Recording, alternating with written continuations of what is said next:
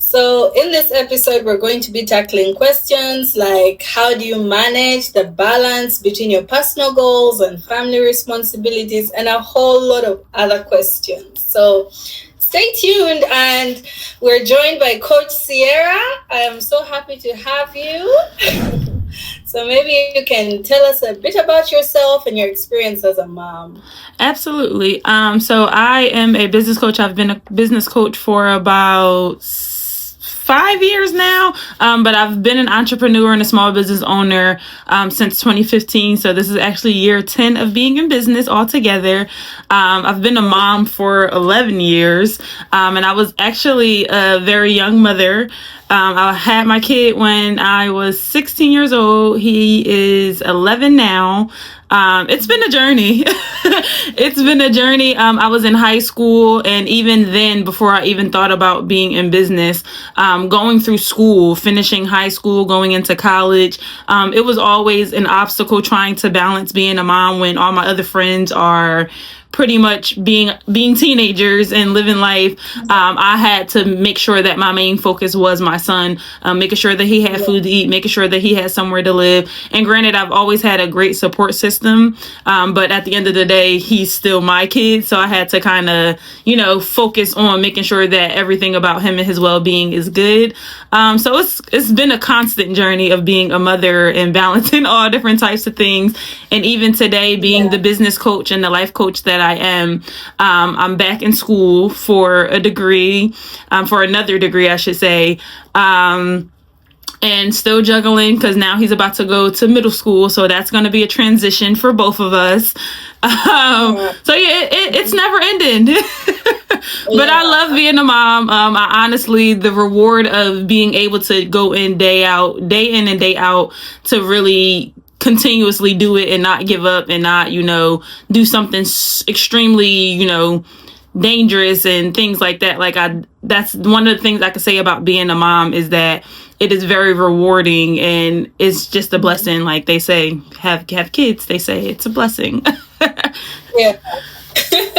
Nice. Thanks for sharing. I personally have a 3-year-old, and then just 1 year ago we adopted 2 6-year-olds, a boy and a girl. So now we're like 3, a full house. And it's really tough juggling the motherhood and the goals. And I find myself having to maybe push work into the night, or push extra hours of work so that the following morning I can be available for them. And it's really tiring, but at the end of the day, we have to do what we have to do. So how has it been? How have you managed to juggle, your career as a coach and motherhood?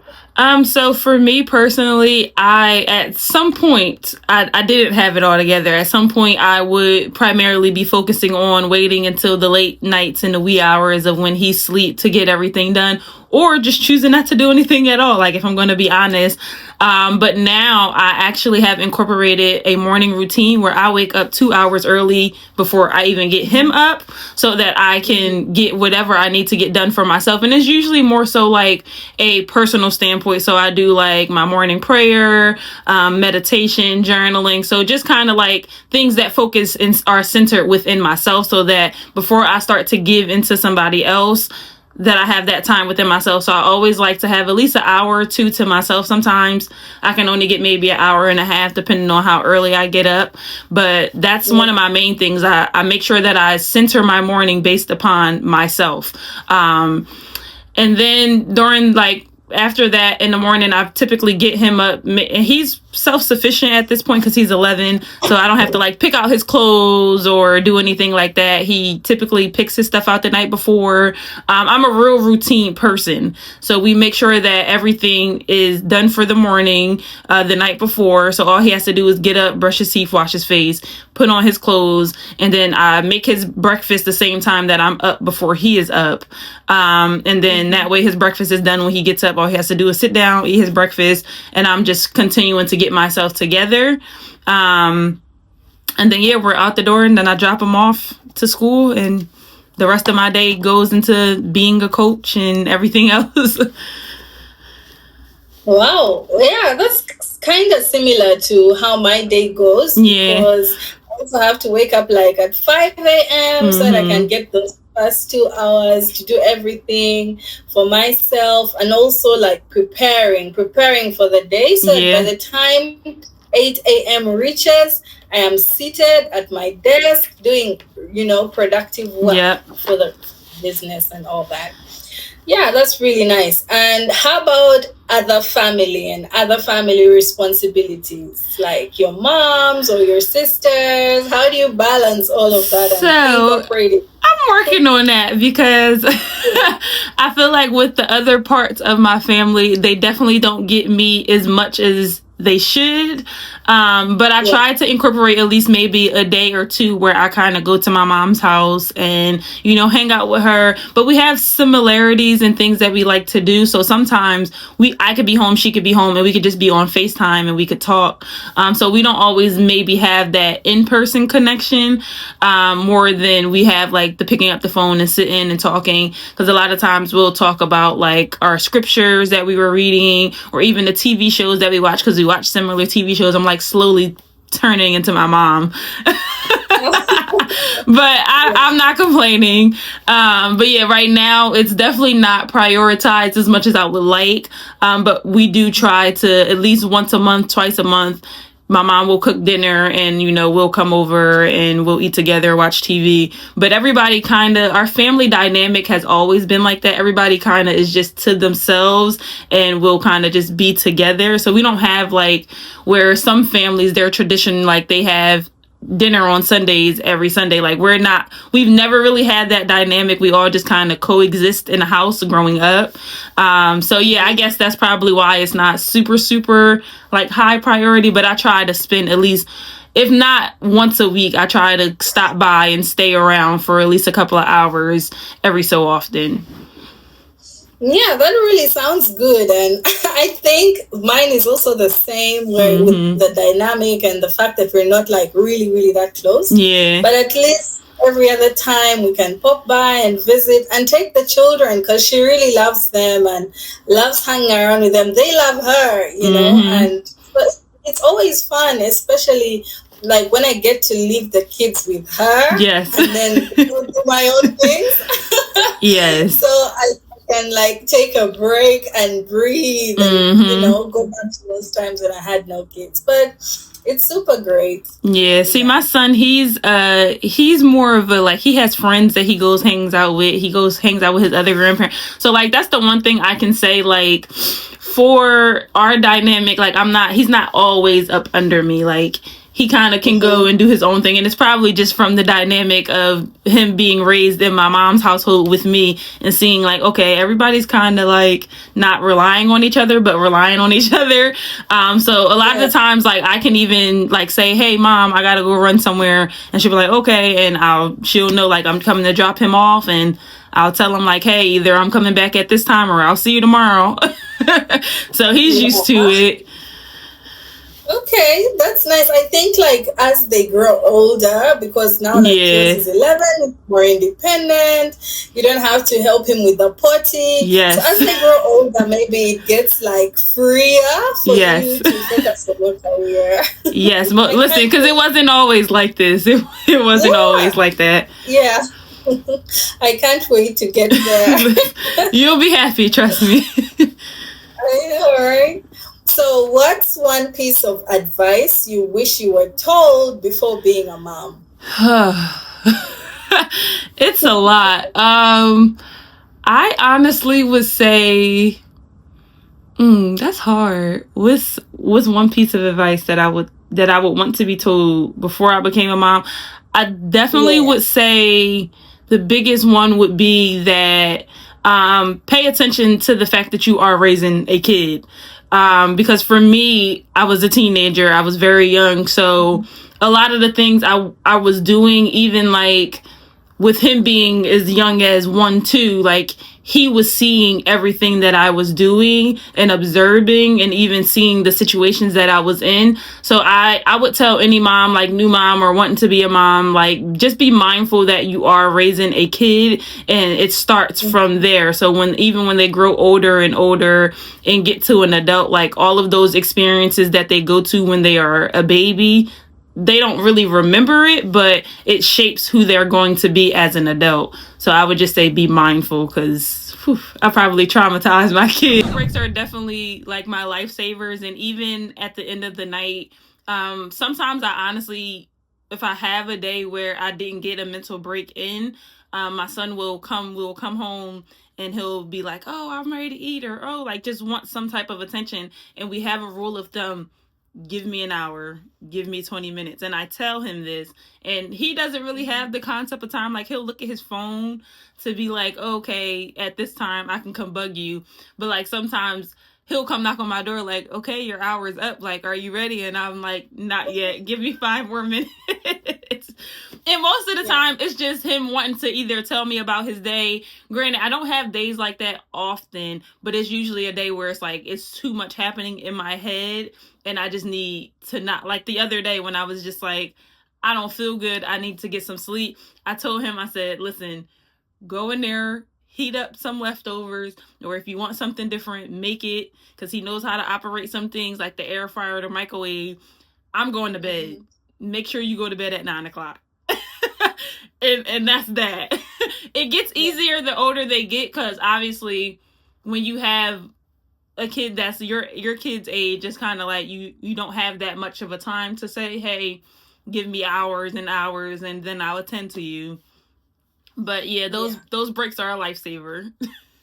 I think for me, how I've been able to navigate it is I try to incorporate them in my wellness routines. Okay. For example, if I'm doing like meditation, like in the evening, right about after this, I'll be going out in the evening sun and doing some yoga meditation. So when I call them over, they can sit with me and then we'll all breathe together, we'll all stretch together. So somehow I get to give them something to do and then I can focus on breathing. Yeah. Though sometimes it doesn't work because they're too much of like needing attention, but I find that it somehow helps. Yeah. And then another thing that also helps me with my burnout is just listening to music. I like to follow India Ari, and her songs help me to like meditate and heal and remember myself. Yeah, and then also I journal a lot. I write in my notebook. And another thing that's so weird, but like when I read a book, like, like I'm not in this motherhood thing anymore. I'm just somewhere else, you know? So that also kind of helps me. But most importantly, also going out with my friends, kind of like takes that mind of, your mom, your mom, your mom, your mom. So like I need to maybe schedule a time with my mom and ask her, could you please take the kids? And then during that time I take advantage and just spend like just an hour away from the mom hat. Like it just does a lot for me. And I think for me that's how I've been able to do it. Yeah, I've definitely reading is definitely another one of my distractions that I like to do. It's just since I've been in school I haven't been able to read. I've been reading textbooks. But yeah, reading is definitely like, and I'll have like my Kindle app on my phone. It's definitely one of my greatest escapes. Like I'll just dive into a book and just be like, and he'll do the same thing. Like he'll either read a book or play on his game. So like it's a little bit easier for me, I will say, because he is older. It's not that much attention that I have to give to him, but we work it out. We figure it out. Yeah, that's really encouraging, because now it makes me feel like, this too shall pass. Yes, it will. And it will pass. And I think it's also important to enjoy those small moments, because just like that, and they're gone. Yes. I can't believe it. He's about to be 12, and I'm just like, where did the time go? I know, right? like I'm putting my daughter in school, my 3-year-old, she's going Mm. to start, and like she's not a big girl, and I'm thinking you were just in my tummy like Mm-hmm. a short while ago. Yep. Yeah. So how would you like advise other moms who are dealing with the same kind of burnout? Like what would be like your top 3 tips that you could give to them? My top three. My first one is definitely to prioritize yourself. You pointed that out. I think that's super important, especially if you're a new mom. Find time. I know it may seem like it's super impossible to find the time for yourself. Find the time, whether you got to wake up early, whether you got to ask for those breaks, whether you have to ask for the support. Find the time to prioritize yourself. Secondly, I will say keep going. As much as you want to give up and quit and just be like, I can't do this, the more that you keep going, the better resilience that you have. I've learned that with myself. Like, if I stop doing what my dreams always wanted to be, what my goals are, then I literally will not be the person that I want to be. So I tell myself all the time, keep going and focus on the goal despite of all the other things that we have to encounter in life. And third, I don't know. I don't know if I have a third one. I feel like the first two were good. Yeah. I think for me, another thing that I'll add on to yours is to practice self-compassion. So the other day I was talking to this mom on Instagram DMs, and she like her son had an injury and like they bled out really bad, and she felt like, oh, I wasn't watching him, that's why he got hurt, and she's like beating herself up, and she won't like let it go, and she's like, I'm a terrible mom. And so for me, I think practicing self-compassion, because I also feel that a lot sometimes, like financially constrained, and yet my children are asking for something and they really really badly want it, and like even though like I have to tell them to wait until I get some money or for the next month, I just feel so guilty. I feel like I'm their mom, I should give them everything they want whenever they want it, you know. These thoughts, they just like bombard me, and then I just have to remember to like show self-compassion. So for me, my advice would be that internal voice that's always like beating you up and saying, oh, you didn't do that and you didn't do that, look. I think to try to change that internal voice, for me, I have been using affirmations to like reprogram my mind to tell myself that I'm amazing, because it's really hard. I think it's because of the mom instinct. But that's one advice I'd give, like to practice self-compassion. And like you said, self-love. Someone once asked me, I was talking about self-love at one of the mental wellness sessions that I usually hold, and they asked me, so what does that look like I hear self-love, self-love, self-love, but what does that look like?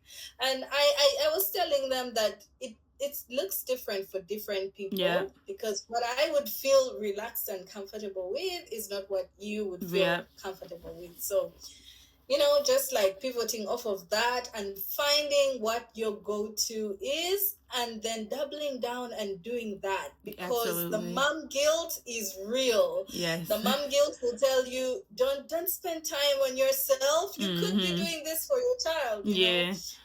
Like build the strength also to overcome that, and remember that if you take care of you, you'll be able to better take care of your child. You know, just like setting a boundary and saying, this is me time.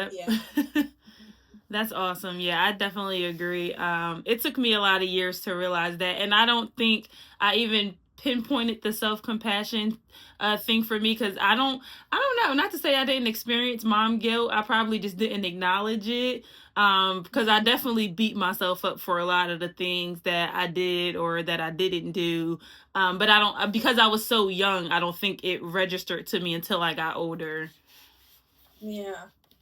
So what have you been doing like for self-care? What works for you? So I definitely like binge watching old TV shows. I don't know why, because I'm not a TV person. But that's Yeah. like one of the things that my mom kind of like put on me. One day I was like, why are you watching this? These shows are so old. And we sat and watched them together. So now I kind of like go home every day. Sometimes I can't get to it, but even if I just put it on in this background noise, that's definitely one of my self-care, just laying in bed and watching TV. Because I went from the year 2021 to now of not watching no TV. So I kind of incorporated watching TV again, just for me to have a break from my world. I don't have to always constantly work and constantly be. So that is definitely one of my self-care things. And I'll find like different series that I can watch, and I'll like binge watch them when I can. But between that and reading, and I also like, it's so weird, I like word search puzzles. I like doing random, like finding the words in I don't know what it is, my brain finds them super fast. I actually start timing myself. The other day, I think I did one in like 3 minutes, and it was like, oh my gosh, I want to beat my time. So yeah, just like little weird things, but they bring me joy. They make me happy. And it honestly gets me out of that business mind, that mom mind, of being all the other roles and things that I have to be. So it just a time to breathe and just be. I think a weird one for me also is like karaoke. So when I sing along and then somehow my mind now disconnects from the whole worker mom mindset, kind of like relaxes me. And then also recently I'm into like organic but face treatment. So like using banana, using cucumbers, avocado for my skin. And I think that like when I do that, like a skin treatment and all that, just makes me feel like I have loved myself. And that's it for me, really. I understand. So yeah, I think all the other moms just have to find that thing for them. Gazette it, set a boundary around it if you have to, and be like, this is me time. Absolutely. Take a little bit for yourself. All right, I guess like this brings us to the end of episode 1. I hope all the moms out there got something to learn out of it, and I hope that they'll be joining us again for episode 2. And thank you so much for joining us, No Coach problem. Sierra, and we hope to see you again. Thank you.